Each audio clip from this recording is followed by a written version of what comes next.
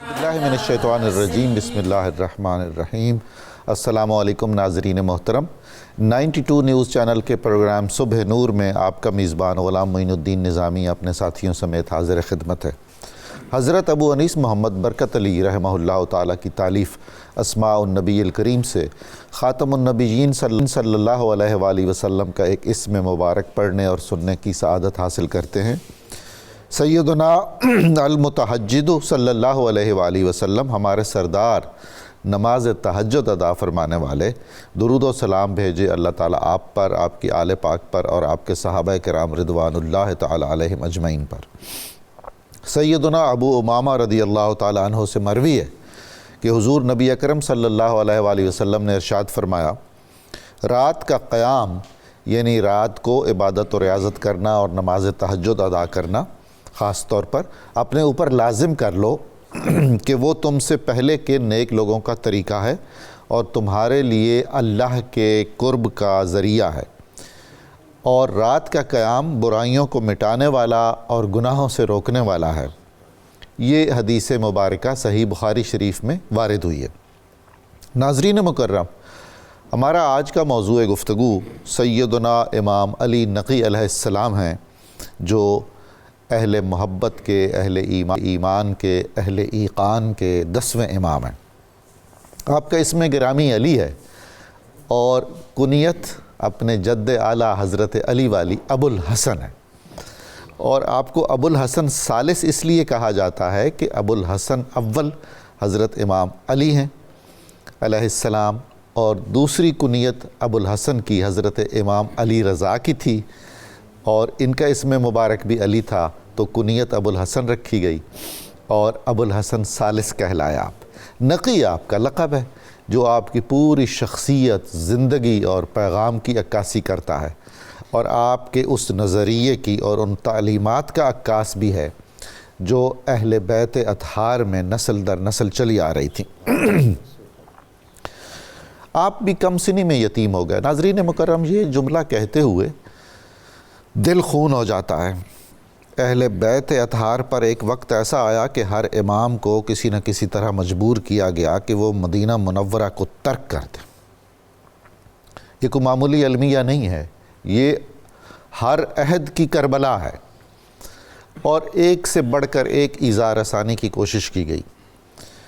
अल-इज़्ज़तु लिल्लाहि व लिरसूलिही, अहले दिल मुफस्सिरीन ने लिखा है कि इज़्ज़त अल्लाह के लिए है और अल्लाह के रसूल के लिए है सल्लल्लाहु अलैहि वसल्लम, और रसूल खुदा के ज़ैल में आपकी आले पाक के लिए है। तो उन साहिबान इज़्ज़त के लिए इहानत आमेज़ और तहकीरी रवैये इख्तियार किए गए। लोगों को रोका गया, उनकी सरगर्मियाँ महदूद करने की कोशिश की गई। कोई मिले नहीं कि रोशनी का ये पैगाम न फैले उन तक, आप अपनी तालीमात का फ़रोग़ न कर सकें। कभी नाज़रीन मुकर्रम आपने सोचा है कि अहले बैत अतहार के अइम्मा की जो मुताख़िर हैं, बाद के अइम्मा हैं, उनकी कब्रें इकट्ठी क्यों नहीं हैं? किसी की कब्र मदीना मुनव्वरा में क्यों नहीं है? सारी कब्रें अलग अलग क्यों हैं? ये एक ऐसा जुल्म है कि उसके पीछे पूरी एक दास्तान है और एक सोची समझी साजिश है और जुल्म व सितम की कोई ऐसी कसर नहीं रह गई जो करबला के बाद भी जारी ना रखी हो। बनु उमैया ने और बनु अब्बास ने भी, जिन्होंने ख़ुद अहले बैत के नाम पर खिलाफत हासिल की थी। हज़रत इमाम अली नक़ी ने 6 अब्बासी खुलफ़ा का ज़माना देखा। उनमें से कुछ ऐसे थे जो अपने मसाइल का शिकार थे या किसी हद तक आपकी कमसनी का लिहाज करते थे और बहुत अज़ियत रसानी नहीं करते थे, मगर उनमें से एक खलीफा ऐसा है जिसका लक़ब है मुतवक्किल। नाज़रीन मुकर्रम, आज तक किसी ने मुतवक्किल के लिए वो लफ्ज़ इस्तेमाल नहीं किया जो मैं आज करने लगा हूँ। यज़ीद सानी अहले बैत अतहार के लिए उसका रवैया अपने अहद के यज़ीद जैसा था, फ़िरऔन जैसा था, नमरूद और शद्दाद जैसा था। इतनी बर्बरियत की दास्तानें हैं उसकी। उसने अपने बच्चों के एक अजीम उस्ताद से पूछा कि इन मेरे बच्चों से तुम अफजल समझते हो इमाम हसन को और इमाम हुसैन को, या मेरे बच्चे अफजल हैं? तो उन अजीम उस्ताद ने फरमाया, हुजूर वाला आप क्या बात करते हैं इमाम हसन और इमाम हुसैन की? मैं तो इमाम अली अलैहिस्सलाम के ग़ुलाम कंबर को भी आपके इन शहज़ादों से अफजल समझता हूँ। چنانچہ انہیں شہید کروا دیا گیا۔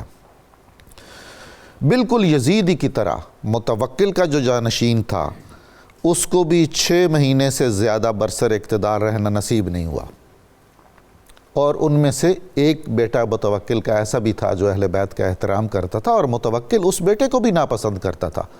باپ نے اس بیٹے کی حجو کی، اور وہ اشعار جن میں ماں کی گالی دی گئی تھی اپنے درباری گویوں کو دی، اور اس شہزادے کی اتنی توہین کروائی گئی۔ یہ وہ پس منظر ہے کہ بغض اہل بیت میں جو لوگ اس حد تک جا سکتے ہیں اپنے اہل خانہ کے ساتھ، وہ خاندان رسول صلی اللہ علیہ وآلہ وسلم کے ساتھ ان کا کیا عمل اور کیا طرز سلوک رہا ہوگا۔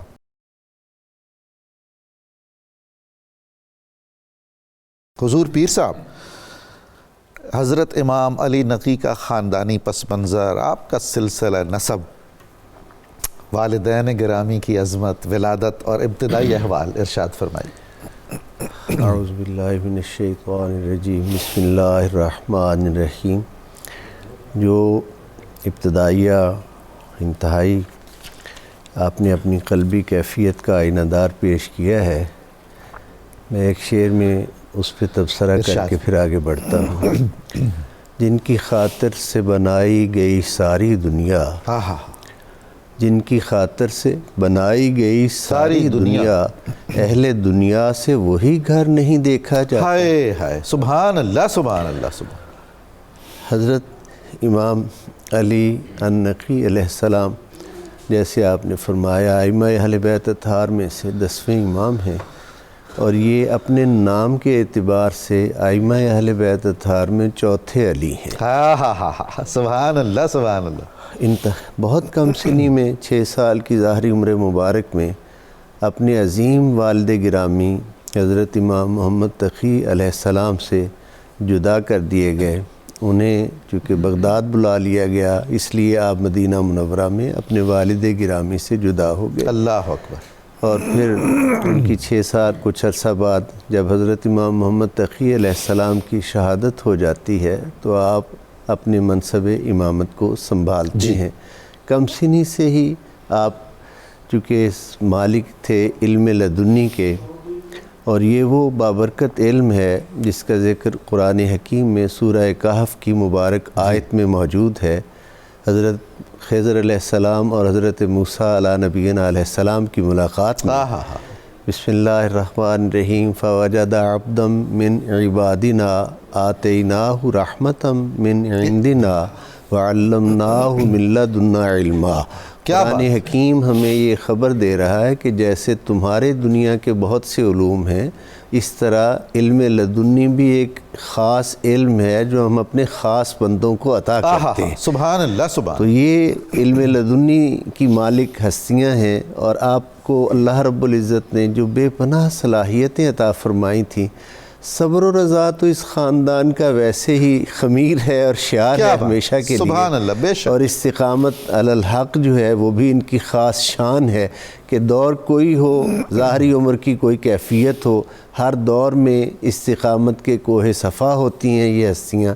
تو حضرت امام علی رضا علیہ السلام نے اپنے والد گرامی کا جو دور پایا، اور پھر اس کے بعد آپ نے جو اللہ کی عطا کردہ شانیں تھیں اور علم لدنی تھا، اس بنا پر پوری زندگی دین اسلام کی خدمت کو اور حضور صلی اللہ علیہ وآلہ وسلم کی امت کی راہبری اور رہنمائی کو اپنی زندگی کا شعار بنایا، اور مدینہ طیبہ میں کے نواح میں سریہ نامی ایک بستی میں آپ نے اپنا ایک باقاعدہ حلقہ درس جو تھا اس کو قائم کیا، اور وہاں تشنگان علوم آتے اور آپ سے آ کر سیراب ہوتے۔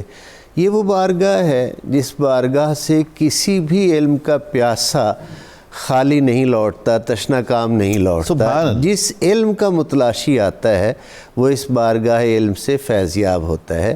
حضرت امام علی نقی علیہ السلام کو اللہ رب العزت نے جو بے پناہ صفات عطا فرمائی تھی، ان بے پناہ صفات میں یہ ایک نمایاں آپ کا وصف تھا، اور یہ نمایاں شان تھی کہ جب بھی آپ سے کسی مشکل کا حل پوچھا گیا، آپ نے مشکل کشا کے فرزند ہونے کا حق ادا کیا اور اس مشکل کا حل بتایا۔ جب بھی کوئی لا ینحل مسئلہ آپ کی خدمت میں پیش کیا گیا تو آپ نے اس کی عقدہ کشائی فرمائی۔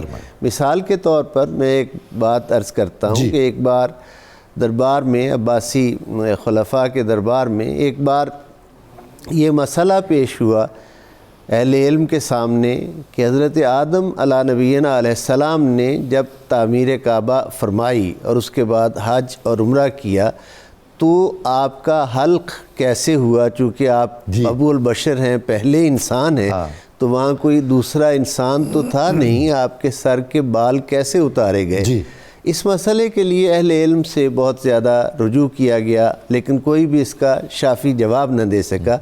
بالآخر اس بارگاہ کی طرف رجوع کیا گیا جس بارگاہ سے کوئی خالی نہیں لوٹتا۔ تو آپ کو سے جب عرض کیا گیا، آپ کو بلایا گیا اور آپ سے پوچھا گیا تو آپ نے فرمایا کہ میرے جد جناب محمد مصطفیٰ صلی اللہ علیہ وآلہ وسلم نے وحی کے ذریعے جو علم آپ تک آیا اس علم کی برکت سے ہمیں یہ خبر دی ہے کہ اللہ رب العزت نے جب حضرت آدم علیہ السلام اپنے ارکان عبادت حج و عمرہ کے ادا کر چکے تو مالک نے حضرت جبرائیل امین علیہ السلام کو جنت سے ایک یاقوت پتھر لے جانے کا حکم دیا۔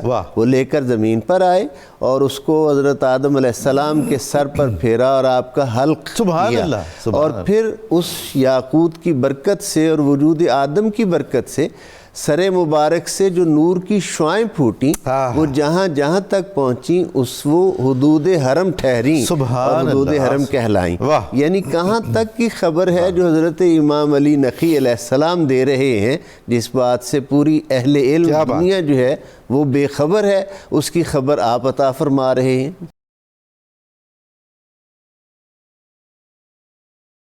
حضرت امام علی نقی یتیم ہو گئے اور ہم دیکھتے ہیں کہ بعد کے دور میں ائمہ اہل بیت کی قسمت میں بظاہر یہی کچھ لکھا ہوا نظر آتا ہے، یتیم ہو جانا، مہاجر ہو جانا۔ آپ کا دور امامت کافی مشکلات کا دور ہے، پوری جو محدود کر دینے کی سرگرمیاں تھیں، پوری اسٹیبلشمنٹ، پورا نظام حکومت آپ کی شخصیت اور آپ کے پیغام کو دبانے کے لیے فعال نظر آتا ہے۔ اس نقطہ نظر سے خاص طور پر ہماری رہنمائی فرمائیے۔ ڈاکٹر صاحب بہت شکریہ۔ ڈاکٹر صاحب امام نقی علیہ السلام کی شخصیت کو دیکھیں یا تمام ائمہ پاک کی شخصیت کو دیکھیں، ایک کامن ان کی شخصیت کا وصف ہمارے سامنے آتا ہے، وہ حق کے لیے استقامت ہے۔ سبحان اللہ، سبحان اللہ۔ اور انہوں نے وہ مثال قائم کی ہے کہ جب حق خطرے میں ہو، حق کی اقدار پامال کی جا رہی ہوں تو آپ نے کس طرح کا رویہ اختیار کرنا ہے۔ اگر آپ اسلام کے ہم تاریخ کو دیکھیں تو خلافت راشدہ کے بعد خصوصاً بنو امیہ کے اندر، پھر بنو عباس کے اندر ایسی مثالیں ملتی ہیں کردار کی خرابی کی اور دینی اقدار کی پامالی کی اور دینی اقدار سے دوری کی کہ شاید ہم توقع ہی نہ کریں کہ کوئی مسلمان ایسے اقدامات کر سکے۔ اس کے سامنے اگر کوئی حمالیہ بن کے اور استقامت کا پہاڑ بن کے کھڑا ہے تو ائمہ اہل بیت ہیں۔ چونکہ یہ ایک ٹریڈیشن ہے ائمہ اہل بیت کی، اس کا ایک لازمی نتیجہ نکلنا تھا۔ وہ نتیجہ یہ تھا کہ حکمران ان سے خائف رہتے ہیں اور ان کے خلاف۔ آپ کی بات بڑی ہے، میں یہ سوچتا ہوں کہ ائمہ اہل بیت میں علل خصوص جن کا اسم گرامی علی ہے، حکمرانان وقت ان سے زیادہ خائف بھی ہوئے اور انہوں نے تکالیف بھی زیادہ اٹھائیں اور انہوں نے اظہار صداقت اور حق گوئی بھی نسبتاً بہت زیادہ کی۔ بلا شبہ درست فرما رہے ہیں آپ۔ اچھا، اب جب حکمران ان سے خائف ہیں تو اس کا نتیجہ ظلم اور ستم کے علاوہ کیا نکل سکتا ہے؟ اب دیکھیں جب امام نقی یتیم ہوئے تو آپ کی عمر کتنی تھی؟ 5-6 سال تقریباً۔ اب یہ تو عمر ہوتی ہے پرورش کی، تربیت کی، علم حاصل کرنے کی۔ جو استاد آپ کے لیے حکمرانوں کی ہدایت پہ مقرر کیا گیا وہ استاد کم اور حکمرانوں کا جاسوس بڑا زیادہ۔ جی بالکل۔ انیشیلی وہ حکمرانوں کی طرف سے نگرانی کے لیے اپوائنٹ کیا گیا، اندازہ فرمایا کہ آپ ان کو لوگوں سے ملنے نہیں دینا، لوگوں کی رسائی ان تک نہ ہو، تاکہ بچپن سے ہی، چونکہ یہ گھرانہ وہ ہے جنہوں نے اس لیگیسی کو کنٹینیو کرنا ہے، ان کا پبلک کے ساتھ وہ انٹریکشن ہی نہ پیدا ہو. توبہ، اللہ اکبر، اللہ اکبر. اب اس کا نتیجہ آلریڈی نکلا کہ وہ اس بچپن میں بھی ان کی شرافت سے، ان کے وقار سے، ان کے کردار سے اور ان کے فہم سے اتنے متاثر ہوا استاد ان کا کہ اس نے بعد میں اس چیز کا اظہار کیا. لوگ یہ سمجھتے ہیں کہ میں پڑھانے کے لیے جاتا ہوں، میں پڑھانے سے زیادہ پڑھنے کے لیے جاتا ہوں. اللہ اکبر، اللہ اکبر. کیونکہ علم تو کسی اور چیز کا نام ہے. بے شک کتابوں سے صرف معلومات ملتی ہیں، جیسے غوث الثقلین فرماتے ہیں علم یؤخذ من افواہ الرجال ولا من الصحف. علم اہل حق کی زبانوں سے نکلتا ہے، ان کے سینوں سے ابلتا ہے. کتابیں صرف اس کو محفوظ رکھتی ہیں بس. اس کے بعد جب اگلا زمانہ ہم دیکھتے ہیں، مسلسل حکمرانوں کی طرف سے آپ پہ ظلم جبر کا جو ہے وہ سلسلہ قائم رہا. 6 حکمرانوں کو آپ نے دیکھا. جی بالکل. جو 6 حکمران آپ کے سامنے معتصم ہے، واثق ہے، متوکل ہے، مستنصر ہے، مستعین ہے، معتز ہے. ان 6 کے 6 حکمرانوں ان کے آپ القاب دیکھیں اور ان کے اعمال دیکھیں، ان کے نام اور ان کے کردار کے اندر مشرق اور مغرب سے بھی زیادہ فاصلہ ہے. اللہ اکبر. یعنی انہوں نے اپنے نام کی تکذیب کرنے میں کوئی کسر باقی نہیں چھوڑی. ڈاکٹر صاحب اب دیکھیں کہ جس وقت متوکل کو حد سے زیادہ خطرات درپیش ہوئے تو اس نے آپ کو جب شکایتیں جعلی جھوٹی شکایتیں پہنچیں، اچھا یہ بھی پہلے دن سے ہم دیکھتے ہیں ایک طریقہ رہا ہے حکمرانوں کی قربت حاصل کرنے کے لیے حکمرانوں کے مخالفوں کے خلاف شکایتیں بھجوانا. الزام، بہتان، تہمت، جھوٹ. حالانکہ امام نکی کا طریقہ سوائے تعلیم و تدریس کے کیا تھا؟ انہوں نے متوکل نے بلا لیا، دارالخلافے بلا لیا. جب آپ دارالخلافے پہنچے تو اس جگہ ٹھہرایا جو اس شہر کی سب سے کم ترین حیثیت والی جگہ تھی. اللہ اکبر. لیکن آپ نے اس سے کچھ جو ہے اس ناگواری کا اظہار نہیں فرمایا، تسلیم و رضا کے ساتھ وہاں قیام فرمایا. اس کے بعد انتقال تک آپ وہیں رہے اور مسلسل حکمرانوں کی نگرانی میں رہے اور حکمرانوں کے جو جبر تھا، تشدد تھا، اس کا سامنا کرتے رہے. اور ڈاکٹر صاحب ہم دیکھتے ہیں کہ اس دوران بھی کوئی ایسا موقع ہمیں نظر نہیں آتا جہاں پہ آپ کلمہ حق بلند نہیں کر رہے. اب دیکھیں خلق قرآن کا مسئلہ تھا، دینی عقائد کا مسئلہ تھا، حکمرانوں کے ذاتی کردار کے مسائل تھے. ان سب معاملات پہ حضرت امام نکی نے علمی طور پر، اعتقادی طور پر اور عملی طور پر وہ رویہ پیش کیا، وہ رہنمائی پیش کی جو قیامت تک مسلمانوں کے لیے، مسلم سوسائٹی کے لیے ایک مینارہ نور ہے اور ہمارے لیے ایک رائے عمل متعین کرتی ہے. اصلاح عقائد کا محاذ بھی آپ نے خالی نہیں چھوڑا. بلا شبہ بالکل نہیں چھوڑا. بلکہ ڈاکٹر صاحب اگر آپ خلق قرآن پہ دیکھیں، ہمارا اپنا ایک نقطہ نظر ہے، امام نکی نے اس پہ فرمایا کہ اس پہ بات ہی نہ کریں. ہاں میں بہت حیران ہوتا ہوں کہ یہ کیا بات ہے. سبحان اللہ. اچھا اس کی وجہ کیا ہے؟ دیکھیں اب ائمہ اہل بیت کی بصیرت کو سلام، اور سیدنا علی جویر نے اس بصیرت کو مثالوں سے کشف المحجوب میں بیان بھی فرمایا. وجہ یہ ہے قرآن مجید خلق ہے یا نہیں، یہ انسانی عقل سے یہ ماورا چیز ہے. واہ واہ. اس پہ جو آپ رائے دیں گے اس میں ایک نقص ہوگا. آپ فرماتے ہیں اس پہ سوال کرنے والا اور جواب دینے والا دونوں خسارے میں رہیں گے. اللہ اللہ. یعنی جبر و قدر ہو ان سب مسائل پہ آپ نے وہ راستہ بتایا جو قرب حق کا راستہ ہے، محفوظ راستہ ہے اور ہمارے عمل کو راست رکھنے والا راستہ. اللہ اللہ اللہ.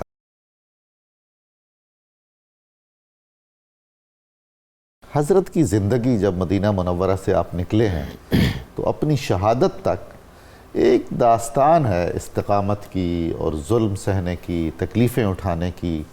اور یہ ایک ایسی کربلا ہے جو کربلائے مجسم ہے، کربلائے رواں ہے، اور یہ ایک ایسے شہید ہیں جو اپنی زندگی ہی میں چلتے پھرتے شہید ہمیں نظر آتے ہیں. ارشاد فرمائیے. بسم اللہ الرحمن الرحیم. قبلہ سیدہ کائنات، مخدومہ کائنات، بنت رسول اللہ صلی اللہ علیہ وآلہ وسلم سلام اللہ علیہ وعلی ابیہا، آپ کی اولادوں نے جو اس امت کے اوپر احسان کیا ہے، قیامت تک یہ امت صبح و شام ان کی تعریف کرے تو بھی حق ادا نہیں کر سکتے. سبحان اللہ. سبحان. اور جو سیدہ کائنات کی اولاد در اولاد پر ظلم کیے گئے ہیں، ان کے اوپر جو ہے نا وہ ظلم کی آندھیاں چلائی گئی ہیں. اگر ان کو پہاڑوں پر بھی ڈالا جائے تو پہاڑ پاش پاش ہو جائیں.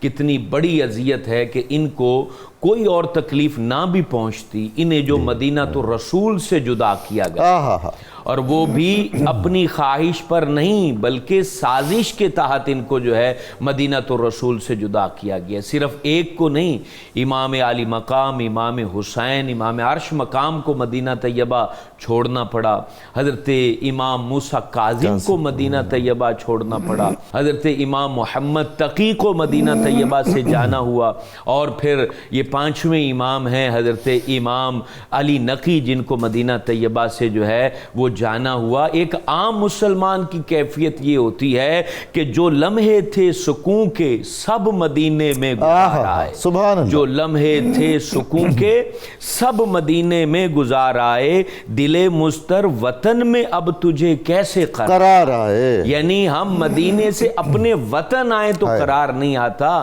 ان کے لیے تو مدینہ ہی وطن تھا، انہیں مدینے سے جدا کیا گیا، ان کی مبارک مزار کو مدینے سے جدا کیا گیا، انہیں مدینہ طیبہ سے دور رہنے پر مجبور کیا گیا، اور ان کے لیے جو ہے نا وہ خط و کتابت کیے گئے، ان کے ساتھ جو ہے اس طریقے سے سازشی پلان جو ہے وہ مرتب کیے گئے کہ حضور آپ تشریف لائیں۔ دیکھیں بادشاہوں نے کس طریقے سے سیدہ کائنات کی ان اولادوں کو تکلیف پہنچانے میں اپنی کوئی کسر باقی نہ چھوڑی، کہا کہ آپ آئیے، آپ جو ہے نا یہاں تشریف لائیں گے تو آپ کی وجہ سے دین کو فائدہ ہوگا، امت کو فائدہ ہوگا۔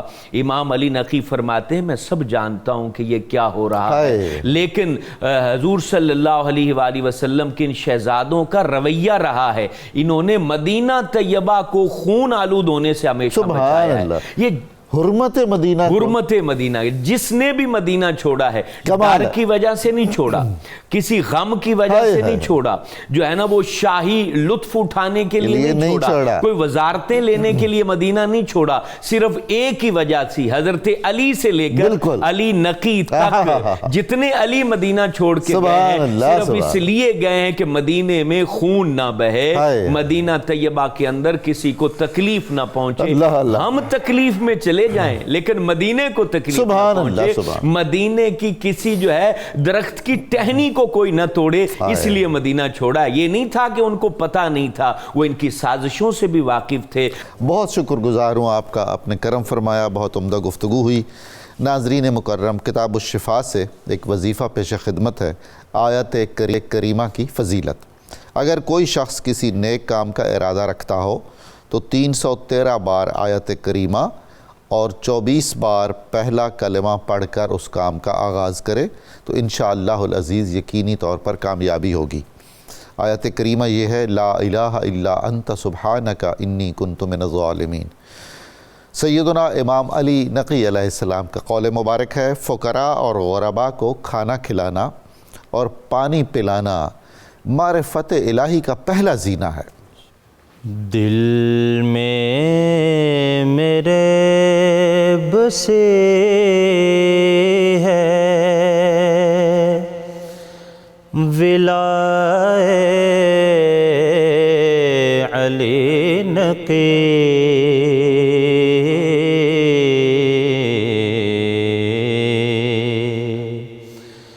ہر لمحہ ہو رہے عطائے علی نقی،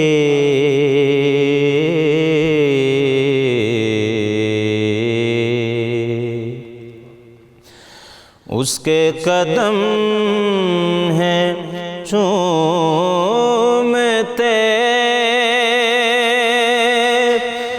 دنیا کے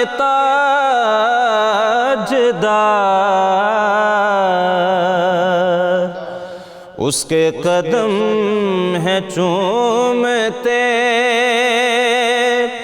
دنیا کے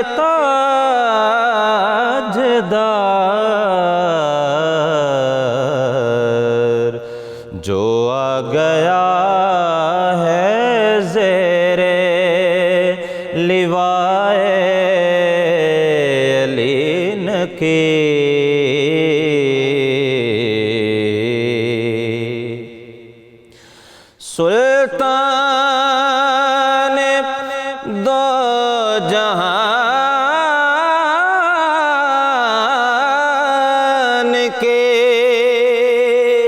یہ نسل نور ہے، سلطان دو جہان کے یہ نسل نور ہے، پھیلی ہوئی ہے ہر سو ضیاء علی نقی،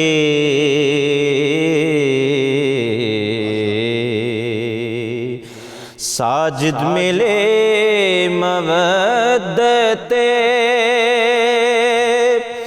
علی جناب ہے، ساجد ملے مودت علی جناب ہے،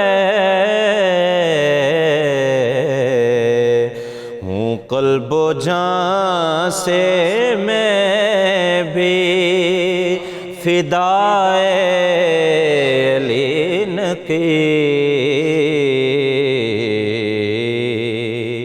ہر لمحہ ہو رہے ہیں عطائے علی نقی۔